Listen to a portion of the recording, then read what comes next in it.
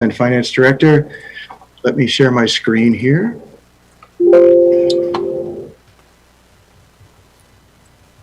All right. So this is the first public hearing of the biennial budget, the 2023 and 2024 biennial budget. We presented the preliminary budget at the workshop, at the City Council workshop on October 26th. I'll be going over a summary of what we presented on that date. We also had some additional department presentations on the November 1st City Council meeting. So today is November 15th, and the final hearing for the adoption of the 2023-24 biennial budget will be November 30th at 2 o'clock. And as mentioned before, public comments can be submitted on the city's website as seen here. So, a summary of what we presented earlier. We talked about the mayor's message, went over some budget highlights, went over all of our financial policies, our comprehensive financial policies, went over the city's financial structure and fund structure, the budget process, the decision packages and personnel requests that were above those base budgets that were provided to departments, the budget calendar, and we went over a bunch of financial tables. And then the city departments made their presentations to the city council and public. So this is the slide from the mayor's message. The mayor went over the delivery of city services. Will be continuing at the same level of service they have been. And we're also looking for improvements to that level of service as well. The budget does include items to show respect and valuation for staff. The budget is balanced, and in addition, we're projecting for the end of 2022 to add to fund balance that's this year, and also we're looking to continue that trend going into 23. There is grant funding programmed for many capital projects that are contained within the biennial budget. The city council did vote about a month and a half ago to reduce utility rates. So that is continued through this biennial, and we also incorporated the city council goals in the budget. So overview of the biennial budget.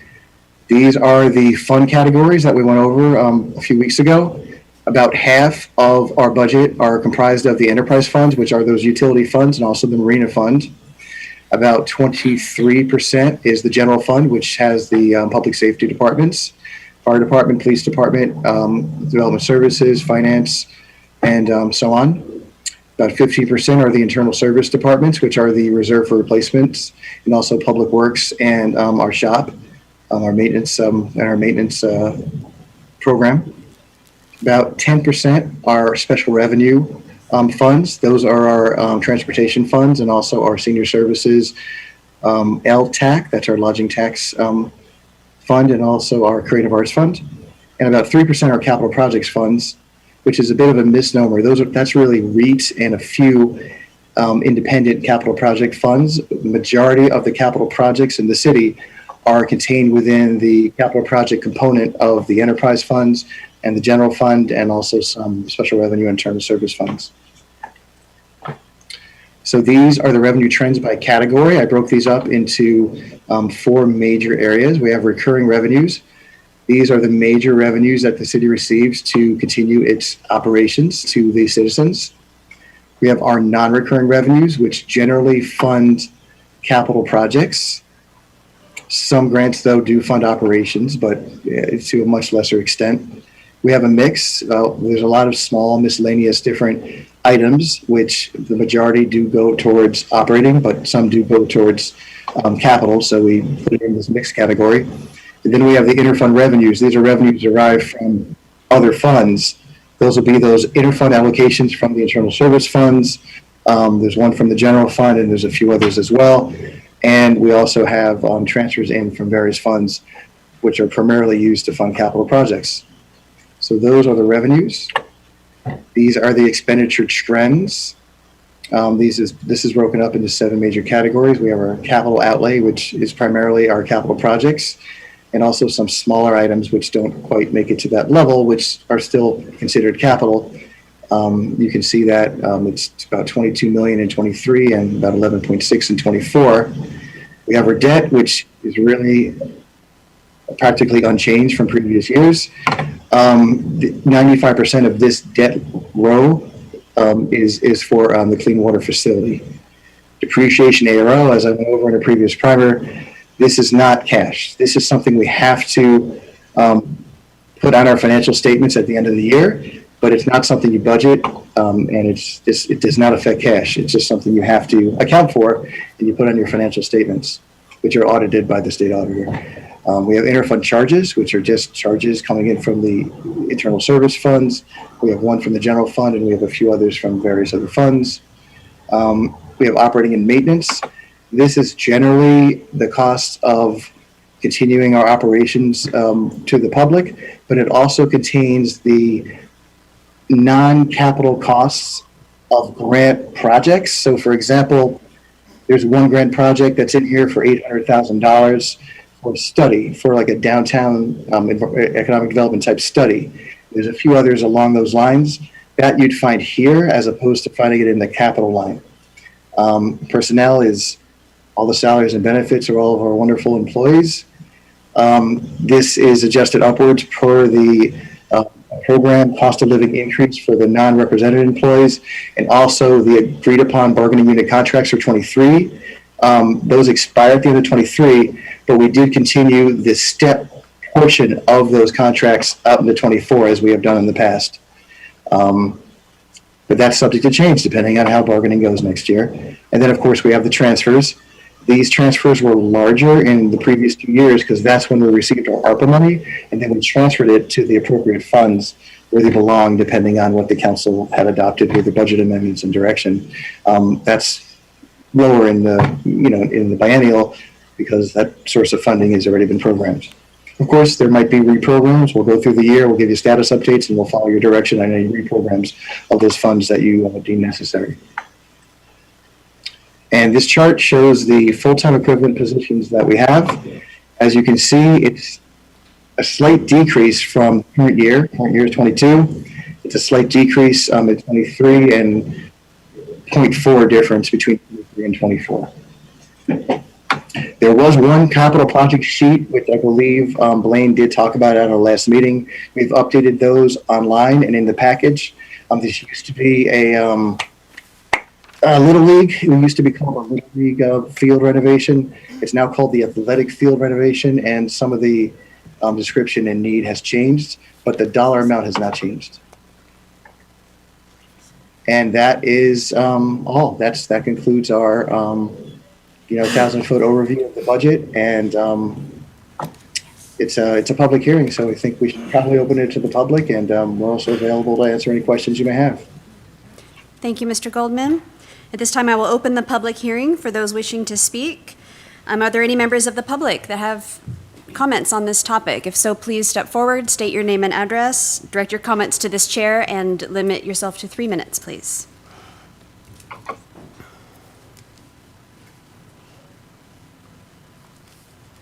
My name is Rita Klein. I live out on Taylor Road. I'm not a citizen of the city. I just want to give you the feedback that anyone with any kind of hearing problems would have only understood half of that presentation.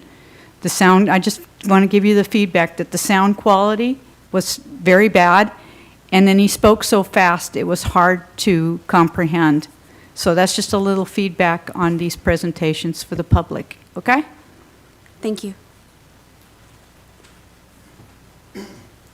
Any other public comments on this issue?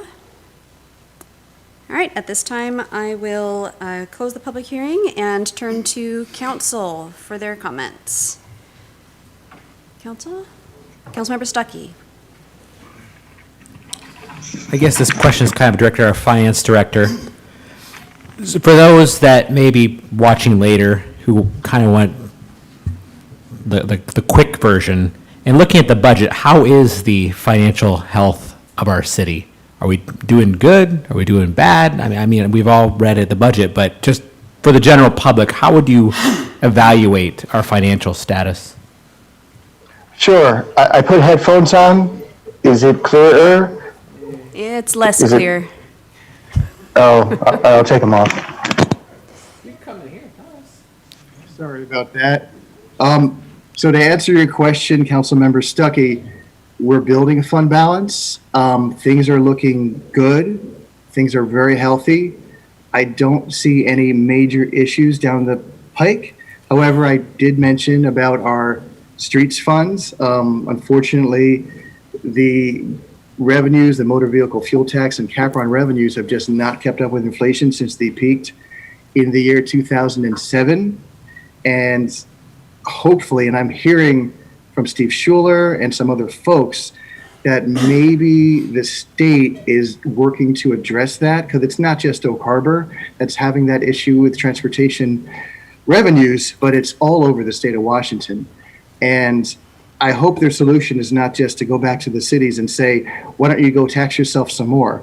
I hope they come up with a real solution that fixes this ongoing systemic issue, so that whatever revenue is provided by the state does keep up with what inflation has happened over the past 13 or 14 years, but also keeps up with what happens in the future as well.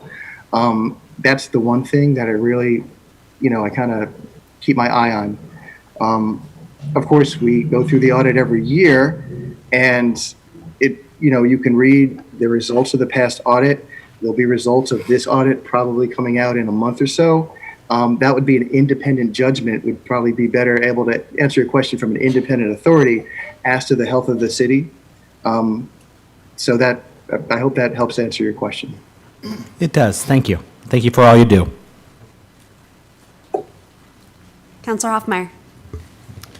Yeah, thank you for that, David. A couple of questions I had for you. First of all, with the athletic field renovation, a couple of questions on that. One, that's budgeted for 24. Would there be any way to move that up? And what exactly do we anticipate that will pay for? Perhaps Blaine might be the best person to field that question, or to direct the question to the appropriate person. I'll go ahead and take a stab at it here, since we don't have a Park and Rec director. If we had our new Park and Rec director, I'd be happy to defer with them. So I think you were at a meeting when the Little League talked about need for the fields. I'll just kind of tell you how it evolved in a little bit more detail than I did last time. And so we were working on a number. I kind of plugged a number, committed to putting it in the budget, and kind of plugged a number. It's unsecured, so we don't have the funding identified in it. And then after input from Councilmember Marshall and the need there, the idea was, well, we can do some of the we need equipment, and so instead of putting all the money into construction, I moved it and put half of it, and kind of came up with an estimate from staff of $150,000. So as part of moving it up, it's problematic because I don't have the funding identified in there, and that's part of the reason why I put it in 2024 as opposed to 2023. But I mean, with council direction and wanting to overcome that issue, I mean, certainly we can move things up. I think if it's in the budget, we have a 2-year budget, so it's easier to move. Once it's in there, it's easy to move between years on there. So there's still going to be a lot of follow-up here in dealing with the equipment and the such,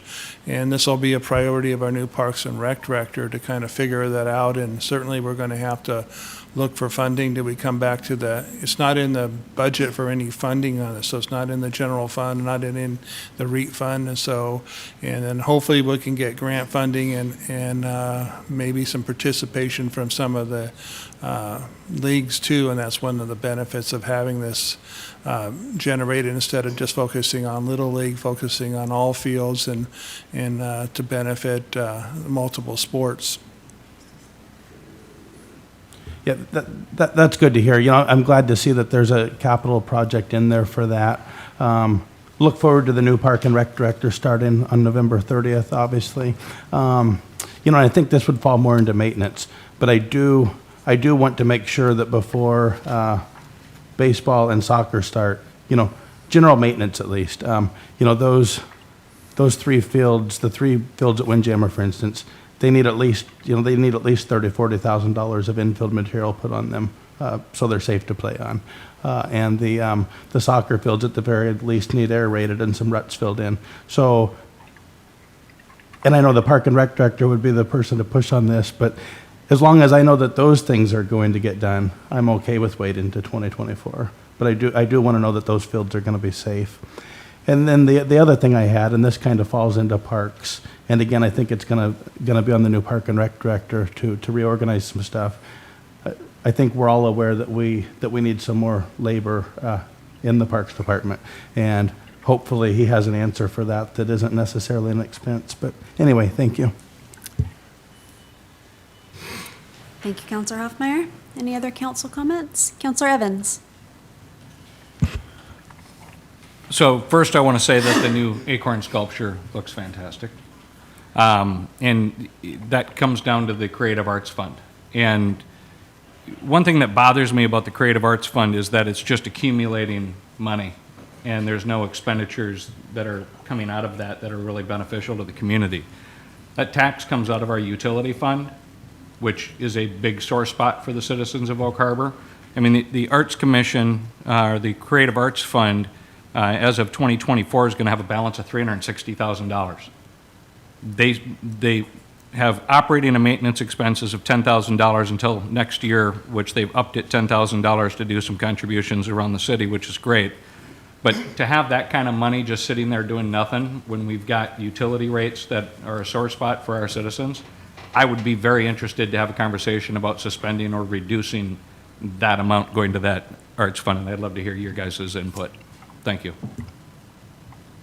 Councilor Munns? It's a legal thing.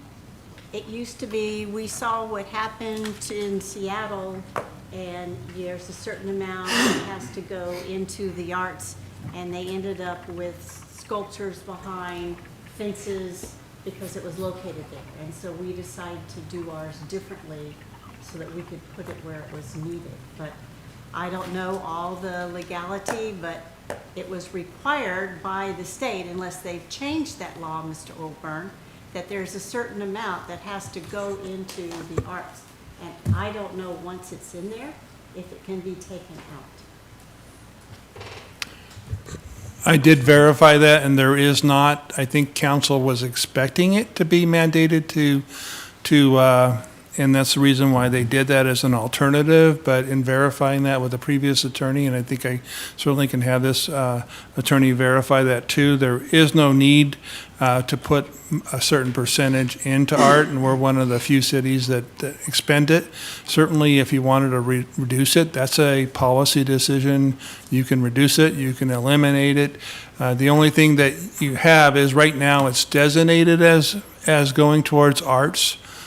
So I don't think you would want to take the money that's designated for art and defer it, but certainly you can not fund it for a while and let the balance go down, and that's certainly a prerogative of you in that area. There's expenses coming on it, and we are starting to put more money into the operating because the general fund was kind of absorbing some of that. So one of the things you notice in the budget with Gideon coming was a new thing. And so we are spending down some of their money on operating. And you had an item here on the consent agenda that showed that too. So rather than, it was originally designated just for acquisition of new art because of that idea that it was supposed to be correlated and mandated, but it's more flexible now. And so we are doing that. And so with that maintenance, I think that will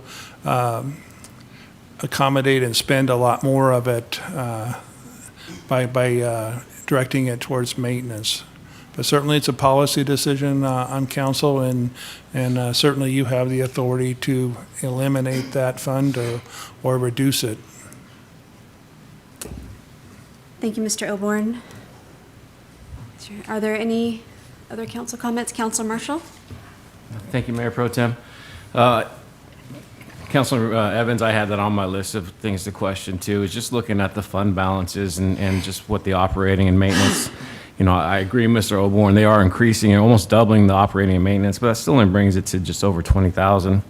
And with that, I mean, they're still going to be looking at a fund balance of over 300,000 in 23 and 300 and almost 60,000 in 24. And so if for 2 years, at the very least, we look at just cutting it to maybe a 0.1 rather than a 0.25, still that fund balance kind of gets spent down a little bit, and then we could take a look at for the next biennial budget, reinstating that if necessary, or if they're just still not spending it, then we continue to not fund it at that level.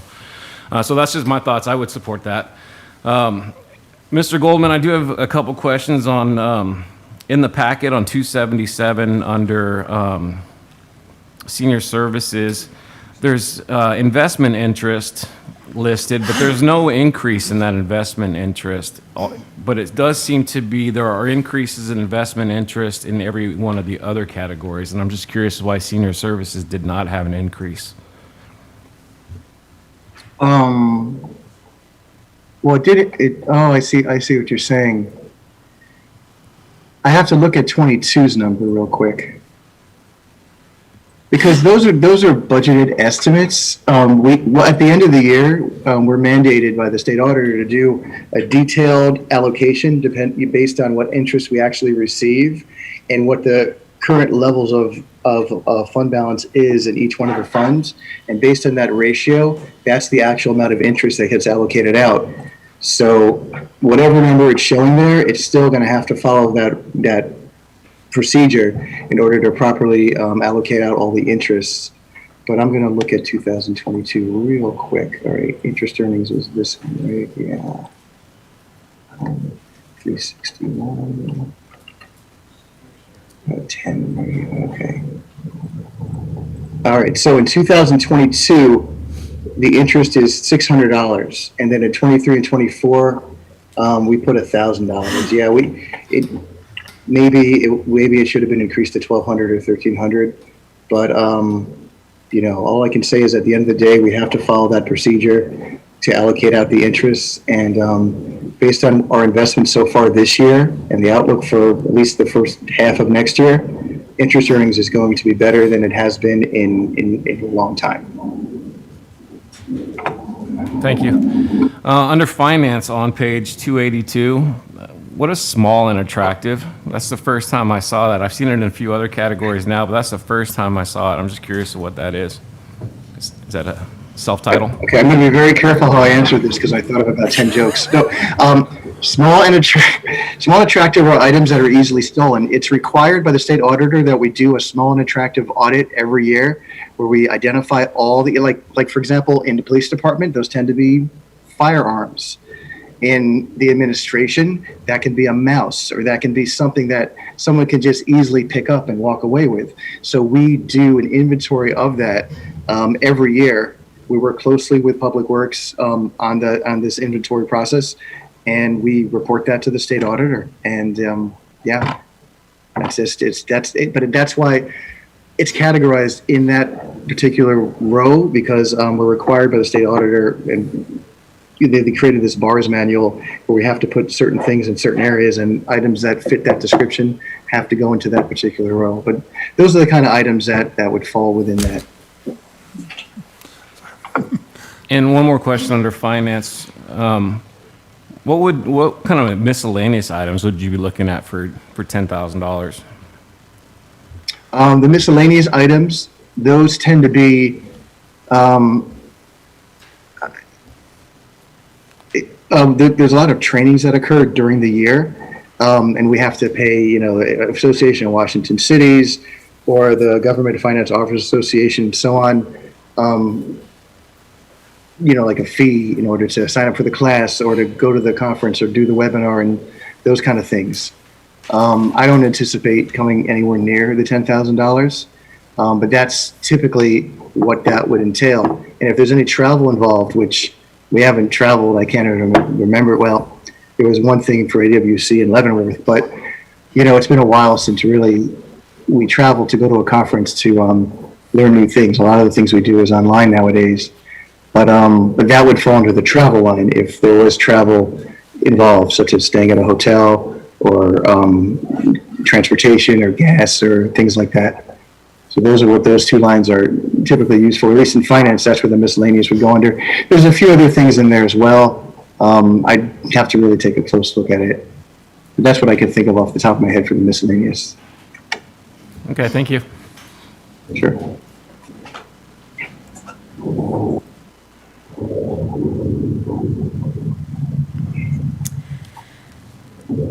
Thank you, Mr. Goldman. I want to put my council member hat back on and respond about the Arts Commission and the Creative Arts Fund. Just for some context, you know, having a balance of 300,000 is certainly not normal for the Arts Commission. Usually it would sit at about 100 and 150, but there haven't been any major purchases. You know, historically, there would typically be maybe one major purchase a year. Every 2 years, they get a big, you know, $50,000 piece or something. But I don't think any large purchases or large projects were done during the pandemic. And so I think that's why the balance has grown to what it is. We're not in the habit of letting hundreds of thousands of dollars sit in there. I also don't want the Arts Commission to feel like they need to buy stuff just for the sake of buying stuff so it looks like they're doing something. I don't have a problem with them amassing some kind of a balance. A large balance would allow them to do a big project like a sculpture garden. I don't know if anybody's ever been to the sculpture garden at Roche Harbor, but it's unbelievable and people come from all over to see it. And a couple years ago, the Arts Commission changed the rules because it used to be that they could only purchase and maintain art with that funds, but they changed it to include arts programs, and this could include community art projects, like when we did the painted fire hydrants. It could include performing arts. We could certainly have a conversation about how we might maybe use some of the creative arts funds towards features for our amphitheater project, since that would be considered performing arts. So there are certainly ways, I think, to leverage that funding. You know, I'm a supporter of the arts, but I do understand that on the surface, the Creative Arts Fund, you know, could seem frivolous. But, you know, studies have shown, and this has been studied and calculated over and over again, have shown that an investment in public art more than pays for itself in economic development. So, you know, there's definitely some advantages. Although, you know, in times of hardship, it's also a good idea to really look at where, you know, you're putting your money, and if something's really accumulating somewhere, then it's certainly a conversation that we could have. But I would be really interested in having a conversation with the Arts Commission and our new Parks Director.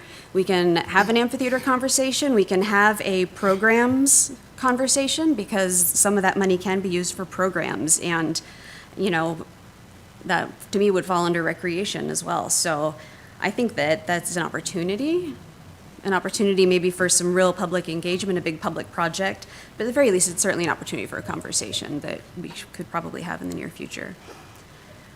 Those are all my thoughts. Beth, did you have your hand up? Thank you, Mayor Pro Tem. I too would consider lowering it, but I want to be sure, because we also changed it that the Arts Commission helps pay for maintenance. And a while ago, I forget what they're called, you might know, Tara, the 4 pieces, they're kind of geometric. One of them's been sandblasted and painted to be... The Kennebrew collection? One of them's going to go in front of the Boys and Girls Club, and the other 4, but that costs money to have them sandblasted and painted and stuff. And so I know there are some in the pipeline that have sort of, with COVID and stuff, just been tabled, kind of like the Acorn. So I would like to be sure we have a list of that.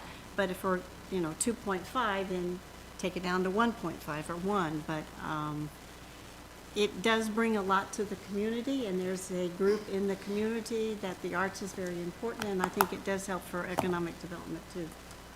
So, like the suggestion, check into it, but let's be sure we have money to pay for the maintenance of what we have. Thank you. Thank you. Counselor Evans. Thank you. And don't get me wrong, guys. Yes, art is important for our community. What I'm looking at is a growing fund balance in a rough time And in my opening comments about it, I did not say remove it.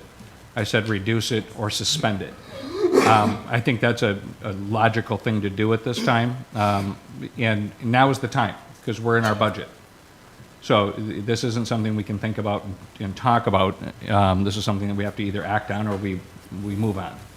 So that's what I'm looking for in input from you guys, is I think it would make sense to suspend it or reduce it. And I don't know how we make this change, if it's by motion or what, but that's what I'm looking at, is we're at the decision point. Thank you. Counselor Hoffmeyer.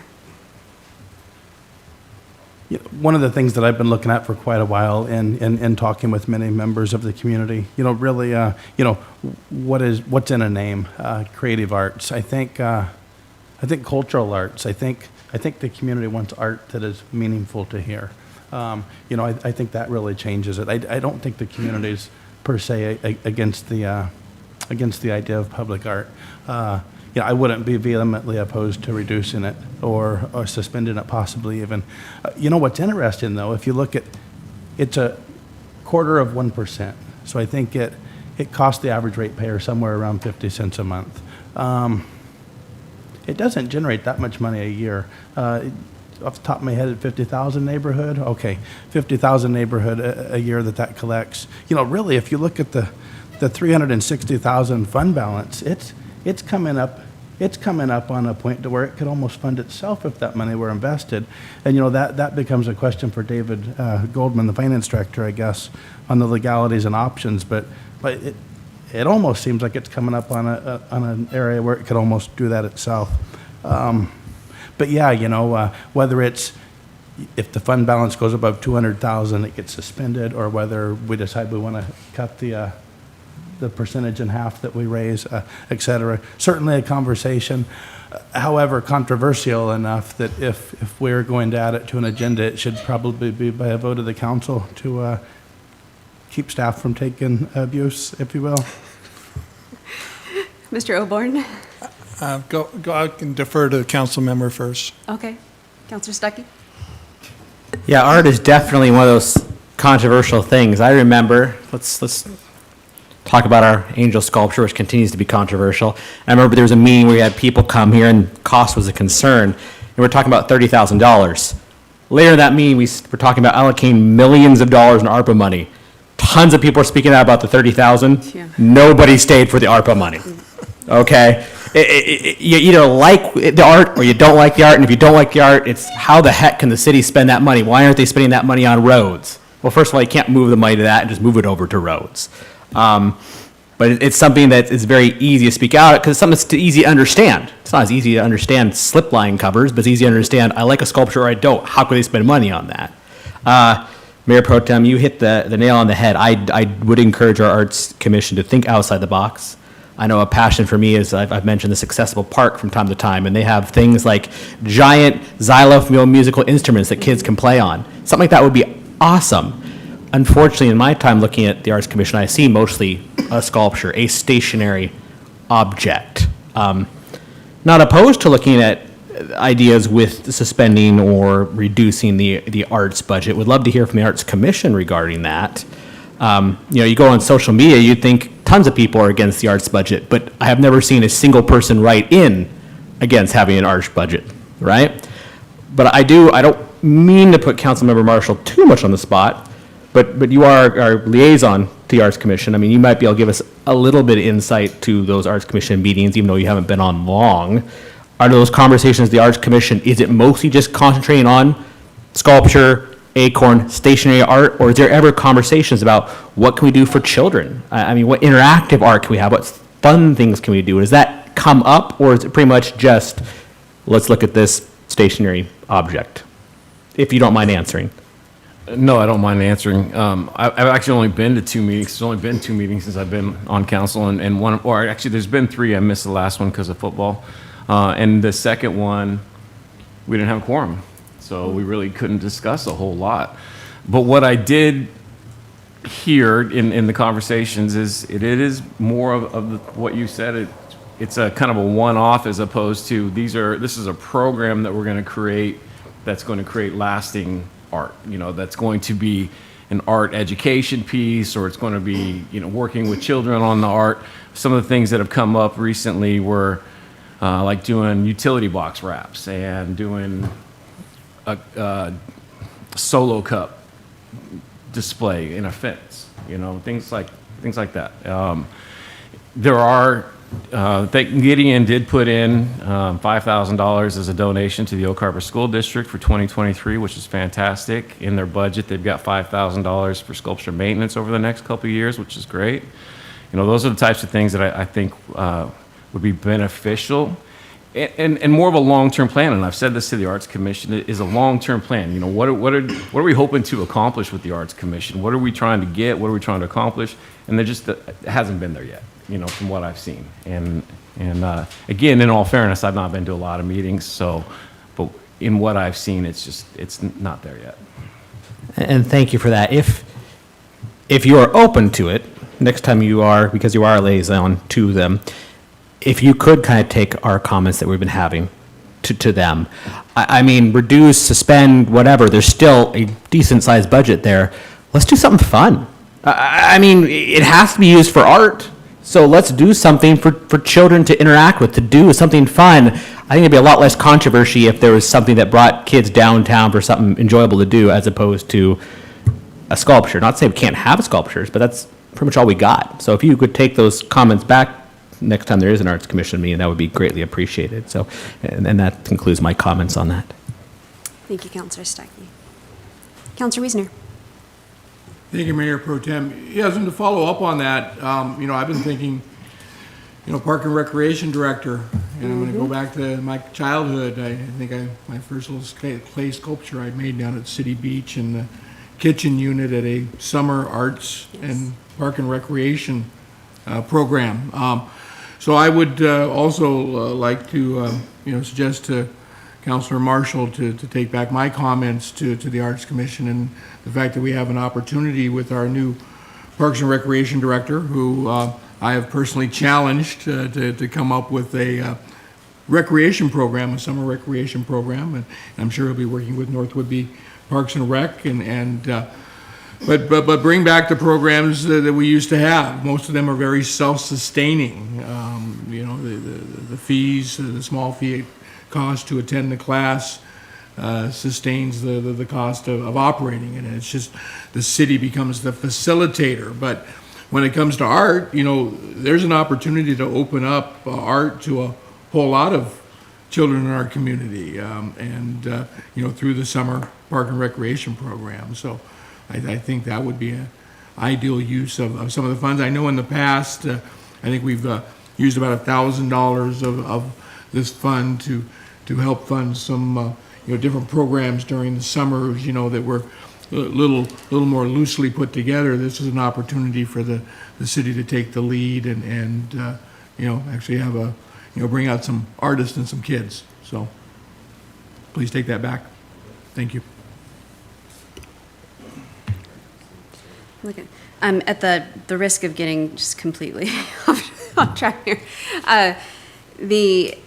that's also something I had a conversation with the new Parks and Rec director about, was events. The Arts Commission puts on Driftwood Days, which is an annual event that, costs very little, but, this is a committee of seven citizens, and so it's difficult to put large events together. But now that we are going to have an actual recreation-oriented director involved, I think that might change things. And and this, it doesn't have to be expensive. Like we had a contest for Shipwreck Shores for when all the school kids put in their drawings, and then we wrapped the electrical box down there. I in a heartbeat, I would approve to have funds to have school kids draw designs or local artists draw designs and wrap every electrical signal box in the city in a heartbeat. And so stuff like that doesn't necessarily even have to cost a lot. So, sorry, I'm kind of steering away from a budget conversation, but I would like to be able to pick the brain of the Arts Commission. They might have something big in the pipeline that we're not aware of. I don't know. But Councillor Evans is right. This is budget time, and so if we're going to have a talk with our legal representation about exactly what the parameters of the spending is, and with our new Parks and Rec director about what ideas he has, we should probably get those soon. Let's see. Oh yeah, our final budget option is at the end of this month. So yeah, the day he starts. Yeah, well, welcome on your first day. But don't let that hold you back. I'm Okay. sorry, this is Dave, this finance director. We can always do a budget amendment at the beginning of the year. We can always make adjustments. It's not like it's set in stone for 2 years and there's no changes. Thank you for that reminder. I appreciate it. Mr. Oborn? Yeah, just to answer Councilmember Evans' issue of the process here, it's not uncommon, and it's certainly okay to discuss revenue potential as part of the budget, because it does affect the budget, but the actual ordinance in the 0.25% of 3 of the 4 utilities is set by ordinance. So if the council wants to address that, then a councilor can certainly make a motion, and if the majority of the council wants to put that item on a future agenda and discuss that ordinance that sets that rate and modify it, the council's certainly welcome to do that. Thank you. Did you have your hand up? Counselor Munns? Thank you. Mr. Goldman, usually some of the old ways to do it, you've come up with a very clever new way to do the budget to get the word across and stuff and see the figures. Is there any grumbling from any particular department that they had to cut things that they didn't want to? Everybody always puts in for a bigger wish list or to add to their department, and then it gets cut down here and there. So is there any one area that they feel like they've been particularly hit hard with having to cut, whether it be adding a staff member that they've been missing for a couple of years, or something like that? And the other thing is your $10,000. I hope we're not limiting our investment in our employees, that they can, if they find a certification that they could go for, that their director would help them find the money within the city to help pay for that. I mean, I want to encourage our employees to, if we want a better city, then we need to support our employees on getting either certifications or finding out what other cities do in others. Anyway, there's a lot of different ways. So I hope that $10,000, or maybe it should be 15, is investing in our employees for whatever it is. I just open up the box and let ideas. Yeah, that $10,000 was the pre-COVID level. During COVID, we had reduced the amount because there was a lot less travel. So we just brought it back up to the post-COVID level. But when I think about it, going to these conferences, for me at least, will mean I have to get away from these computers. That kind of makes me hyperventilate. But it might be something that is good to go out there, to meet other finance directors, have the conversations. Because when I went to the Association of Washington Cities budget conference in Leavenworth, I was able to sit down and talk with a bunch of other finance folks, and I picked up some really good information that we used right away, and that helped us with the audit. And it also helped us with future budgeting. So there are definitely pros to being there in person and meeting people and talking to them and seeing how they do things. It's a little bit harder when you're all on Zoom and there's 100 people there. But absolutely, we're, at least from my perspective from finance, we're supporting employee growth. We have some folks who are going through some trainings to get their certification. Whenever the state auditor or the GFOA comes out with additional trainings, I post it out to everybody to see in case they're interested, so they can pick up the most recent changes to BARS or most recent changes to GASB, which is the Government Accounting Standards Board. So we definitely are doing our best to keep up with those trainings. The first part of your question, what was that again? If you could just remind me for a second. Is there a department that feels like they have Oh, been that. unfavorably hit with cutting stuff from their budget? Well, as part of the budget process, we had the base budget, and then folks submitted these forms, these decision package forms, and also personnel request forms. Those were reviewed with the administration, and there were some that just, it wasn't the right time to do that. We wanted to wait, for example, well, based on the conversations that occurred at the table, we wanted to wait for the Parks and Rec director to come on board to see how things pan out there for the first 6 months, 3 to 4, 5, or 6 months, and then maybe come back with a budget amendment to City Council if there's any additions or changes needed. And the talk was really along those lines, like, these are great ideas. We just don't see it right now that this is the right time to do that. Maybe we can revisit it, during the year or during the mid-biennial process. For those who are new to the City Council, with a biennial budget, it's a 2-year budget. So we're required, all cities and counties are required by law to have a mid-biennial process where we review how things are going so far for the year, review our revenues, review our expenses, and bring back changes to the City Council for the City Council to evaluate and to either adopt or reject or whatnot. So that's part of the process as well. So that'll be something that I remember when these conversations did occur with administration. That was part of the thought process that I heard. Of course, Blaine Oborn's here. He can provide some more context if needed. Yeah, that's a good question on needs. I would probably say, and it was brought up by some of the council members, the parks position, pre-recession, there used to be an additional position in that area. I did not put a new one in the budget. I didn't think it would fit, but certainly we can try it on that level. And so that's probably the area. I was probably leaving it kind of for the future and letting the new Parks and Rec director look at that. But if the council wanted to see whether we can afford an additional parks position, that's certainly an option to add to the budget that we don't have in here now. Okay, I may be inclined to do that, since if the new Parks Director is not picking up a shovel or filling in like Hank Needham used to, then we're sort of short 2 parks people to do the labor and to get things done. The other thing is, I know how badly even the finance department is trying to buy new software, but it's very expensive. So I don't know if they've taken part of their, we have Eden where the paychecks and stuff go, Yeah. but it doesn't talk Yeah. to this department or this department. And when Service Development was getting their new permitting, they wanted it to be able to talk to other departments. And so I know there's got to be software somewhere. I mean, you've got to invest in our equipment besides our people.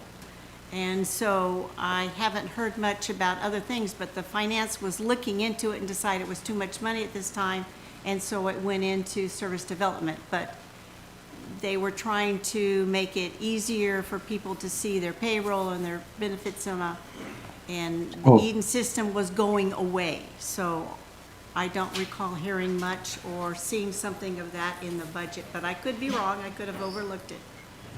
Yeah, we are exploring that option. Currently, our current software now has some options regarding that. However, that is going to be one of, I hear a lot of feedback. That's going to be one of the items that we're going to be including it when we go out to look for an enterprise resource planning software vendor. So in addition to replacing our accounting system, we're looking for a timekeeping system. We're going to be looking for a way for employees to do self-service. That's what that's generally called in the industry, self-service, where they can go on and change their W-4, for example, or go on and see their benefits. And during open enrollment, they could change their benefits that way instead of using all this paper, or seeing how much vacation time or sick time or whatnot, and so on. So there's a lot of robust projects out there. I've worked with a bunch of different ones. Some are very, very robust and way beyond our capacity to afford, but some are probably going to be just right. And that's what we're really looking forward to getting with this new system. That will be, as soon as the new year starts, we're going to start that process. And just a refresher. Remember, we talked about that 2 years ago and didn't get it in the budget. It's in the budget now with ARPA funding. So it's on page 191 Okay, and thank you. and $525,000. So we did not forget ERP, and it's really, we need to modernize. And there was a lot of discussion that at the committee level, subcommittee level. So we did manage to squeeze that in with ARPA funding. Okay, it just seems like we've kicked a lot of things down the road, and just even with legal, we didn't know that we had things on, like card room. We didn't have gentlemen's club or card rooms really, and we had a moratorium at one time. This is before you got here. In order to be sure we had our ducks in the row before we had an input of gentlemen club and card rooms in town. So it's just, you get bogged down and you get blinders on what's immediately in front of us, and we don't put the time in sometime to the vision or being sure there isn't enough employees or time to revisit what's on the books that should be improved to keep us up to date. So I'm just throwing it out there and seeing, but I would give the new parks director time to get settled, but maybe not more than 3 or 4 months before, spring comes, and then there's a lot of work that has to be done in all our vast parks that we would like, that's part of Oak Harbor and the trees, to put on to see if we can fit in another, at least one more employee then, instead of doing it before they come and start work. But that has been something kicked down the road for a long time now. So, but thank you for listening. I appreciate it. Yeah, I'd like to make a motion to put the Creative Arts Fund conversation on an upcoming agenda, the funding. I'll second it. Okay, we have a motion by Counselor Evans to put the creative arts conversation on a future agenda, second by Counselor Munns. Any additional comments, questions, concerns? Counselor Stuckey. I would say we should definitely let the Arts Commission know and send an email to them so they have the opportunity, they would have good insight, so they have the opportunity to be at that meeting. Whether or not they choose to, that's on them, but we need to make sure that they know of that meeting and when that meeting is. Absolutely. Counselor Munns. Thank you. And we're getting into the holidays, and staff, we need to be mindful of their time. So I'm not expecting this to be on before Christmas, just so that staff knows. But we're interested to take a look at it, and it may be just a motion to table it until the fund gets spent down and not really change it, just table or moratorium or whatever the correct thing is, but sometime in the future. Thank you for bringing that up. All right, so we have a motion to move the creative arts conversation to a future agenda. All those in favor, please raise your hand. All opposed? All right, that passes 6-1. Oh, and to answer one question that I think Councilmember Hoffmeyer brought up, we are allowed to earn interest off the balance that's in the Creative Arts Fund, and for 2021, we earned $76.70. Thank you. All right, note that our final budget public hearing for adoption of the 23-24 biennial budget will take place on November 30th at 2 p.m. All right, moving on. Public hearing for ordinance